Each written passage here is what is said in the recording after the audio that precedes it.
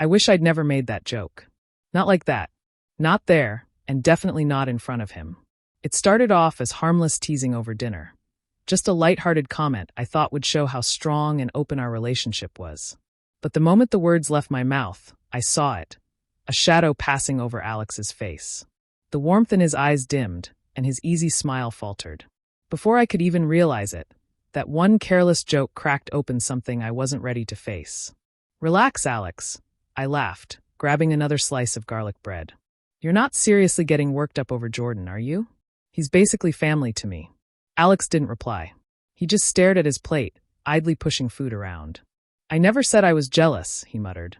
"I just can't figure out why he's in every story you tell, every message you get, every plan you make. Somehow, Jordan's always there." I sighed dramatically.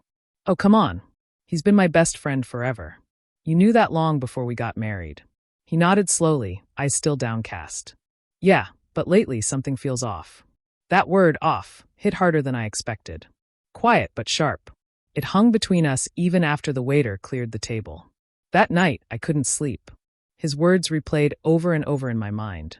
Finally, I grabbed my phone and scrolled through my messages until I stopped on the last one from Jordan. "You looked amazing today. Wish we'd had more time together." I hadn't answered, not because I didn't want to, but because I didn't know how. Jordan had been in my life for a decade. We met in college, grew together step by step.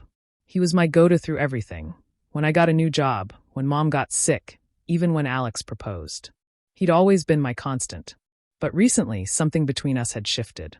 His words carried a new tone, softer, charged, almost flirtatious. Compliments that lingered a bit too long.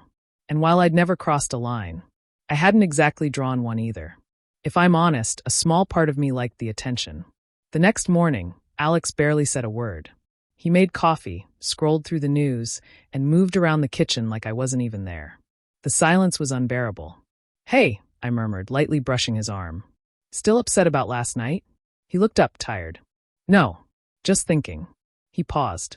"Thinking if you'd still make jokes like that, knowing how much they hurt." My chest tightened. "Alex, it was just teasing. Jordan and I." "Stop," he cut me off firmly. "Don't say you're just friends. I've seen how he looks at you." That stung. "You're imagining things," I said quietly. He set down his cup and met my eyes, steady, unflinching. "Really?" A few days later, he said he'd be working late. It didn't seem unusual. So when Jordan texted asking to grab dinner, I agreed. We met at a cozy pasta place downtown. Dim lights, soft music, the kind of atmosphere that felt more like a date than a casual catch-up. I tried to ignore that thought.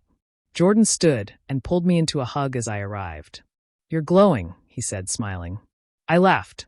"You say that every time, maybe because you mean it." Dinner started light, stories, jokes, easy laughter. But every now and then, his hand brushed mine and lingered just a little too long, sending my heart racing. Halfway through, he leaned closer, his voice low. "Honestly, if I didn't know better, I'd say your husband doesn't deserve you." "Jordan," I warned softly. "No, really," he said, eyes locked on mine. "You light up around me. But when you talk about him lately, that spark's gone." My breath caught. I froze, and before I could respond, a voice came from behind me. Maybe that's because she barely talks about me at all. I turned, and there he was, Alex, standing in the doorway. His expression unreadable. My stomach dropped. He walked toward us slowly, his gaze shifting between me and Jordan. From my guilt to Jordan's smirk that vanished under Alex's glare. "Alex, this isn't what it looks like," I stammered. He raised a hand. "Don't," he said quietly. "Just don't." The restaurant seemed to go silent. The clinking dishes, the chatter, everything fading until all I could hear was my own heartbeat. "I thought I was imagining things," Alex said evenly, though his voice trembled. "I told myself I was being insecure. You told me I was wrong. You laughed when I said I felt something was off." Tears blurred my vision. "Alex, please. It's not like that." He let out a bitter, broken laugh. "That's always the excuse, isn't it? We were just talking," I said weakly. "Then why do you look guilty?" He shot back, his voice cracking. "Why does it feel like I lost you long before tonight?" I reached for him, but he stepped back. "You know what hurts the most," he whispered. "Not this dinner. It's that it's been happening for weeks. And you made me feel crazy for noticing." He turned to leave. Panic flooded me. "Alex, wait.